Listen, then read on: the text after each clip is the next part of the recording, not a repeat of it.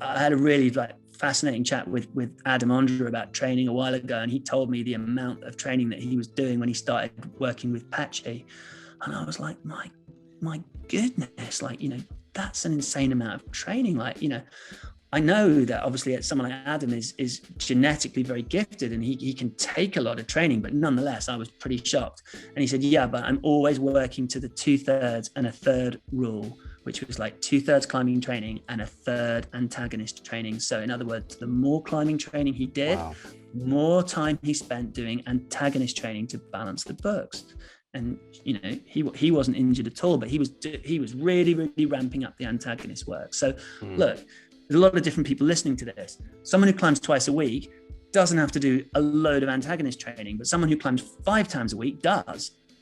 Like, you know, people tend to think, oh, injury prevention, that's a real bore. I've got to do loads of like repetitive exercises that aren't actually going to make me a better climber. But if they're stopping you getting injured and enabling you to carry on training, then they are going to make you a better climber. And the thing is also that some of the modern sort of injury prevention exercises do actually have a 2-pronged effect and actually make you better at climbing as well. Things like, you know, using a forearm extensor trainer. You know, I'm not talking here about one of these grip squeezers that's working the flexor tendons. I'm talking about something that's opening the fingers out using the extensor muscles. You might think, well, what use is that? I've seen like Iron Mind bands, like those thick rubber bands, basically, and you're like extending your fingers. That's it. That's it. Yeah. So, okay, a lot of the common climbing injuries, fingers and elbows, are caused by this like muscular imbalance, like having very strong flexor tendons. You know, no surprise, because we use them all the time in climbing, and having really weak extensors because we never use them at all. I was put onto one of these forearm extensor trainers, you know, 10, 15 years ago by a couple of good friends, pro climbers. I'd always had elbow tendonitis. I mean, in my early 20s, I had it. I got it again in my late 20s. I got it again in my early 30s. It blighted my climbing. It was the biggest, you know, and also when I first got elbow tendonitis, it was in the days when we didn't really know about rehab. And so I was like resting them a lot, not rehabbing them properly. So I spent so much time out. Anyway, I got hold of one of these forearm extensor trainers within 2 weeks of not even being particularly like strict with my protocols. I was just like pumping away on this thing. But the crucial thing was I wasn't doing endurance sets with it. I was doing strength sets. So I was doing like anything between sort of 8 and 15 reps, like with high resistance, building up strength in the extensor tendons. My elbows, they'd always felt tweaky and on the brink. And they always used to kind of like stop me in training sessions. I always used to like back off through fear of elbow tendonitis.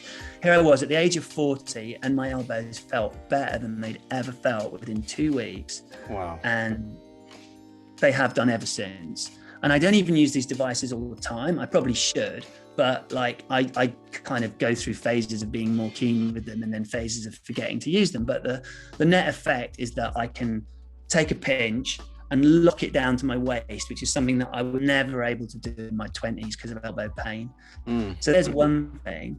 And the other thing, of course, is that, and I don't have the like research evidence to back this up, but I can say this anecdotally because I've recommended these devices to hundreds of people over the years and in the last 10 years. And so many have said to me that their finger strength, like as in a climbing sense, their finger strength has also improved.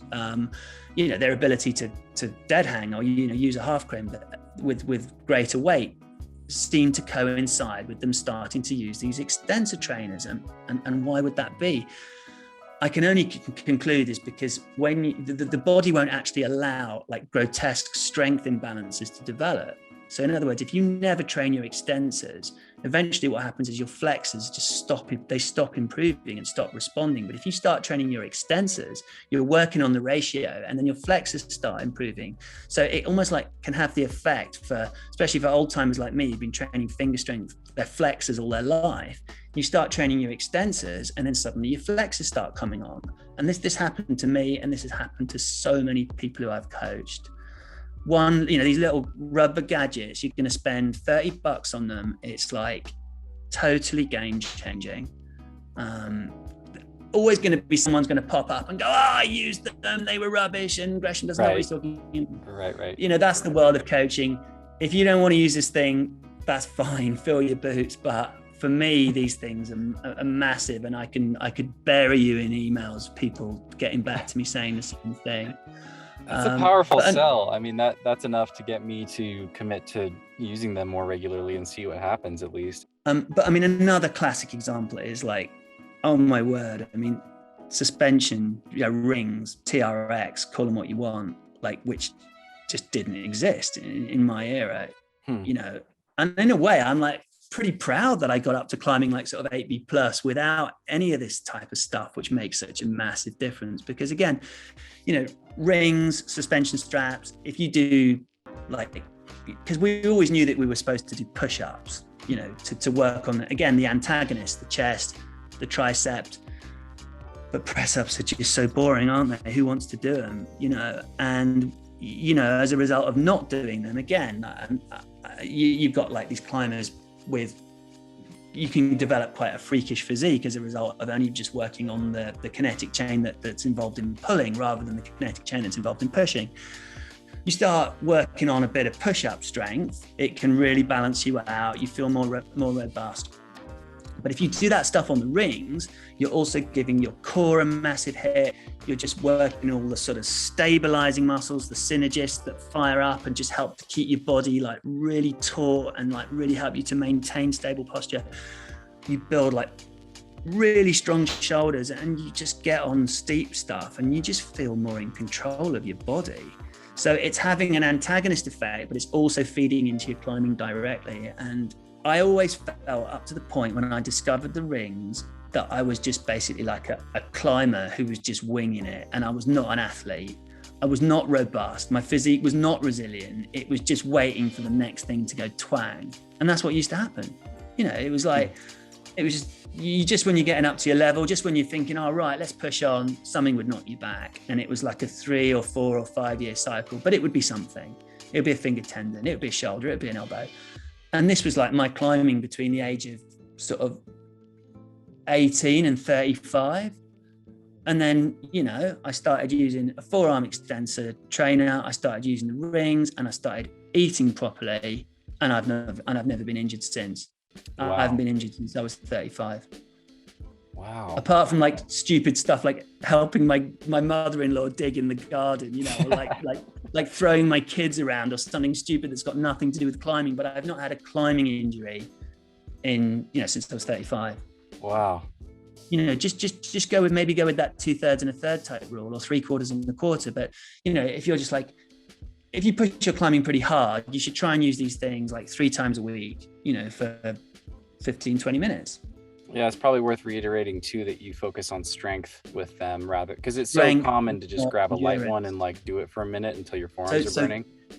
So the light ones have always existed. They're nothing new. Climbers had those in the 90s, but they were so light that you could pump out like 100 reps on this thing and you just get bored. It's like, why am I even doing this? Yeah. No, the key is to work. I mean, that, to be fair, might, would in many cases have quite a good rehabilitative effect. We could get into another conversation, but I would suggest that overwhelmingly the priority with these things is to train strength with them. Like, imagine you're doing a boulder problem with your forearm extensors, like an 8-move like crush fest, just like get them as like build.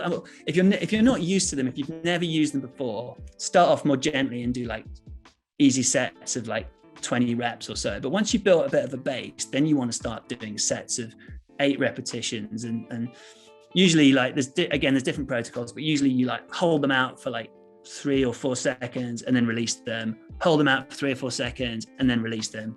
Do like anything between 6 and 12 reps, 3 sets of that, and you're good 3 times a week.